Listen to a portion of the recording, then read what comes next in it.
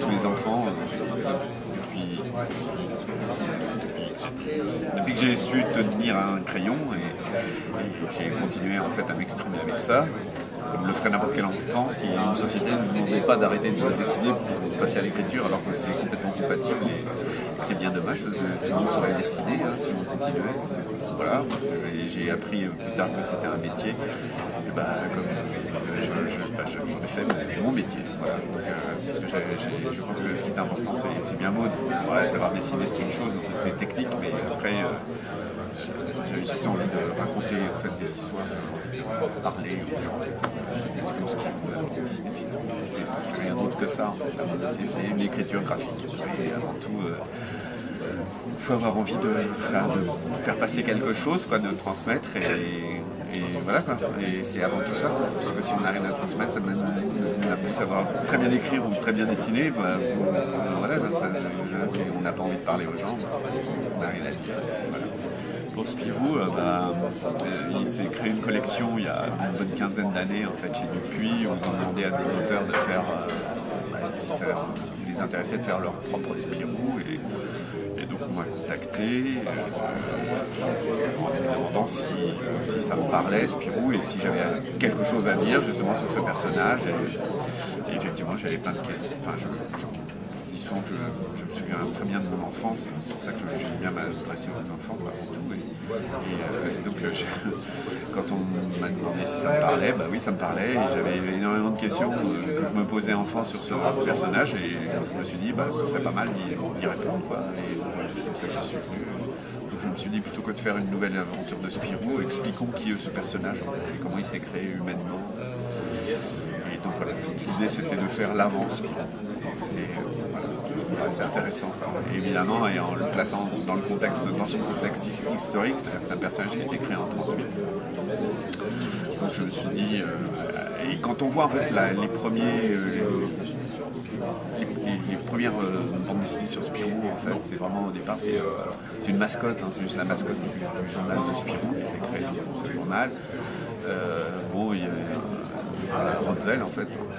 D'ici, qui avait créé ce personnage en fait, qui est une commande en fait, du journal, et qui l'a animé pendant un certain temps. C'était pas pas fantastique, c'était des petits gags d'une page, c'était un enfant qui faisait des mauvaises blagues, c'était pas super. Et après, quand on voit ce qu'il est devenu, dans les premiers albums, en fait, à partir de 46-47, sous la plume de Franquin, là ça devient vraiment déjà un personnage éveillé, humaniste, et on se dit, c'est marrant, c'est le même personnage, mais ils n'ont pas du tout le même caractère. Il y en a un qui est qui est inconscient, et puis ensuite, en 46-47, il y a un personnage qui a vraiment une humanité, et une conscience en fait du monde. Et je me suis dit, c'est peut-être ça qui est important à raconter, étant donné qu'entre 38 et 47, c'est passé un truc qui s'appelle la Seconde Guerre mondiale, qui est un traumatisme pour l'humanité. Et donc, il se trouve que souvent, l'être humain ne grandit que par traumatisme. Il faut vraiment prendre conscience de quelque chose de terrible, en fait, pour faire prendre conscience du monde. Et c'est là où connaissant bien, en fait, ce sujet, le sujet de la Seconde Guerre mondiale, tout ce qui s'est passé en fait, dans le XXe siècle. Je me suis dit, allons-y, parlons de ça. Comment un enfant se construit pendant le pire moment en fait, du XXe siècle. Donc, je suis arrivé comme ça à parler en fait, de qui est ce personnage. Et en essayant de trouver justement des réponses à l'enfant que j'étais, en fait, qui se posait des questions sur pourquoi un groom. C'est quand même un truc incroyable, un groom qui est un aventurier. Un groom, c'est fait pour tenir des portes et porter des valises. C'est pas le travail le plus épanouissant du monde, quoi. Et comment en fait son personnage est devenu un aventurier humaniste, c'est là où ça devient intéressant, quoi. Parce que le message est très clair, c'est de dire à n'importe qui, toi aussi tu peux être un héros, même si tu n'existes pas, parce qu'en plus t'es un enfant, t'as un job en fait, t'es inexistant en fait socialement. Et non, finalement tu deviens une idole des enfants et tu peux apporter un message en fait, un message humaniste, voilà. Il est naïf parce que c'est un enfant déjà, il sait pas énormément de choses sur le monde, il apprend en fait. Et en fait, il y a aussi, ce qui est marrant, c'est que souvent il y a un jugement sur ce qu'il est, à travers de mes histoires. Les gens effectivement me me disent souvent ça, qu'il est naïf. Et moi, je me dis, mais rendez-vous compte, c'est parce qu'on porte un jugement aujourd'hui avec le recul. On sait ce qui s'est passé, on la connaît cette époque, et on la juge cette époque. Alors que la plupart des gens en fait, qui l'ont vécu n'avaient pas du tout conscience de ce qui se passait. Du drame, en fait, personne n'était au courant vraiment. Très peu de gens qui savaient. Il fallait avoir vraiment une conscience déjà sociale et politique, en fait, pour, par exemple, savoir ce qu'était le nazisme. Personne n'a bien compris en fait l'horreur de ce système. On ne peut pas demander à un enfant de son âge, qui est vraiment ancré dans cette époque-là, de comprendre. Donc il est fatalement naïf, mais c'est pas de la naïveté, c'est de la c'est son cheminement pour comprendre en fait le monde dans lequel il évolue. Par exemple, je sais pas, l'idée ça a été quand même, ce qui me paraissait aussi intéressant, c'est vraiment de me plonger en fait objectivement dans cette période, en fait, à savoir en fait, je me suis plongé en fait dans les années en fait, d'occupation sans savoir ce qui allait se passer, quoi. En 40, il y a la majorité des gens qui étaient sous la botte nazie pensaient que les Allemands allaient gagner la guerre. C'est ça, on n'en est pas conscient. Ils se satisfaisaient de ça parce qu'il y a eu un tel chaos, en fait, une telle apocalypse en fait, une guerre, avec sa destruction et sa violence, que les gens sont sidérés. Et puis voilà quoi. On suit le chemin, et on prend peu à peu, on s'éveille peu à peu pendant ces 4 ans, et ça s'est pas fait du jour au lendemain.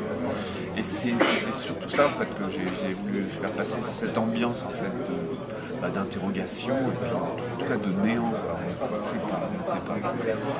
Donc voilà quoi. Donc lui il est, on peut dire naïf parce que c'est un enfant effectivement, mais à côté de ça on peut pas lui demander de comprendre en fait tous les problèmes géopolitiques en fait de l'époque. Bon, et à travers cette histoire, c'est justement de le faire découvrir à travers ses yeux, de le faire découvrir aux enfants d'aujourd'hui aussi. Il y a beaucoup d'adultes d'ailleurs qui sont pas au courant de ce qui s'est passé. Ça se perd tellement, c'est terrible. Tous les témoins commencent à disparaître et ça ne se transmet plus.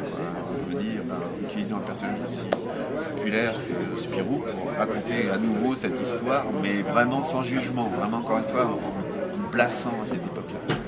À savoir, tous se demander ce qu'on aurait fait, est-ce qu'on aurait été résistant au collabo, mais la question ne se posait même pas, en fait, c'est même pas ça, c'est d'abord de vivre le quotidien, quoi, de survivre, parce que moi je me suis beaucoup documenté, mais en fait je me suis beaucoup documenté sur cette époque depuis toujours, c'est une époque qui m'a toujours intéressé, parce que je suis issu de cette époque, comme tout le monde, hein, je ne me rends même pas compte, mais je pense que s'il n'y avait pas eu la guerre, la plupart d'entre nous n'existeraient pas, hein. Il y a eu tellement de bouleversements, de rencontres qui ont fait que le monde est comme il est aujourd'hui. En me replaçant en fait dans cette époque, je me suis dit je vais essayer vraiment de la vivre objectivement et avec cette grandeur qu'il a aussi, quoi, en me disant qu'est-ce que j'aurais fait moi. Et j'aurais surtout essayé de survivre déjà dans cette période, comme l'ont fait la plupart des gens. Et ensuite prendre parti, c'est autre chose. Mais bon, parce que finalement, ce soit aussi bien en fait, dans la résistance que dans la collaboration, c'était vraiment des minorités en fait, qui ont pris parti. Les gens ont subi, et c'est ça. Et subir en fait un régime aussi terrible que le nazisme, c'est ça dont on voulait parler, c'est un traumatisme. C'est ça qu'on ne veut plus. Donc il faut se défaire de cet esprit nationaliste, identitaire, issu en fait d'une misère sociale, de crise, issu du capitalisme. Ça c'est le nazisme ou le fascisme. Ça, comme de toute façon même le communisme, ce qu'on appelait le bolchevisme, c'est issu en fait d'une pire misère aussi. C'est un peuple qui se révolte. Donc ça va dans tous les sens, mais voilà, c'est avant tout une misère sociale qui provoque ça. D'abord, tout écrit. Quand je dis écrire en bande dessinée, il y a déjà le découpage, c'est dessiner déjà. Et après, maintenant ça fait 4 ans que je passe mon temps à mettre ça au propre, à taper à la machine. Tu vois, et c'est ça la musique. Bon, c'est le côté technique, quoi. C'est ce qu'il y a de moins intéressant, c'est pas le dessin, c'est plutôt la création de l'histoire, en fait, qui intéresse pas comme en littérature, comme dans n'importe quelle création, au cinéma. Mais cette étape-là est déjà faite, quoi. Donc voilà, je termine mon histoire techniquement. Je peux pas spoiler. On verra. C'est terrible pour Spirou aussi. Il faut vivre avec lui en fait cette aventure et puis ses angoisses. Et bon, on est mal. Nous justement avec le recul, on se dit c'est terrifiant. Mais Spirou, il n'en sait pas grand-chose en fait de ce qui se passe. Finalement, il a sans doute beaucoup plus d'espoir que nous. C'est ça qui est intéressant aussi.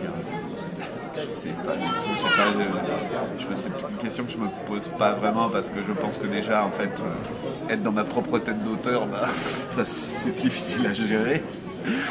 Et connaissant en fait le monde d'aujourd'hui, je pense qu'il y a déjà beaucoup de travail pour essayer d'expliquer, de faire comprendre à beaucoup de gens en fait vers quelle voie peut-être, s'il y a une voie en fait celle qui m'intéresse comme je dis depuis le début, c'est la voie humaniste quoi, et je pense qu'aujourd'hui c'est vraiment d'actualité quoi, et qu'il faut vraiment renouveler ça quoi. Et que ça, bon, il y a beaucoup d'auteurs qui ont vécu aussi dans leur propre moment. À quoi ça servirait en fait de se projeter à une époque, déjà je le fais, me projeter dans une certaine époque, mais parce que je pense qu'il y a des parallèles avec le monde d'aujourd'hui quoi, évidemment, parce que l'histoire se répète si on fait les mêmes, si on n'apprend rien, ça peut se répéter quoi. Donc je pense que c'est déjà pas mal en fait de travailler sur sa propre époque. Après il y a plein d'auteurs qui sont fascinants, mais me mettre à leur place et me dire pourquoi en fait j'aimerais en fait voilà être dans leur corps. Je pense que la plupart de ces auteurs ont bien fait leur travail quoi, à leur époque. Et de nous, il s'agirait de faire ça aussi à la nôtre.